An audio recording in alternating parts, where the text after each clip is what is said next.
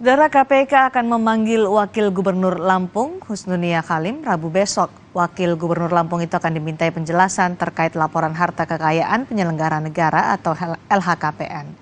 Kepala Bagian Pemberitaan KPK, Ali Firki, mengimbau supaya Husnunia tidak mangkir saat pemanggilan klarifikasi itu. Sebab pemanggilan ini hanya untuk menjelaskan laporan LHKPN-nya sebesar 13,66 miliar rupiah. Besok hari Rabu tanggal 17 Mei ya, KPK akan mengklarifikasi LHKPN Wakil Gubernur Lampung, gitu ya. Sehingga tentu harapannya juga yang bersangkutan nanti hadir untuk diklarifikasi terkait dengan LHKPN-nya oleh Direktorat LHKPN di bawah Kedeputian Pencegahan, ya. Nanti tentu dari pencegahan nanti akan menjelaskan lebih lanjut terkait dengan teknis klarifikasi terhadap Wakil Gubernur Lampung dimaksud.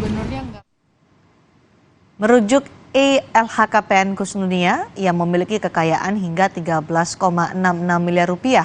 Terdapat 3 jenis harta kekayaan yang dilaporkan dalam LHKPN, yakni tanah dan bangunan senilai lebih dari 6,8 miliar rupiah, kendaraan 425 juta rupiah, serta kas dan setara kas senilai lebih dari 6,3 miliar rupiah.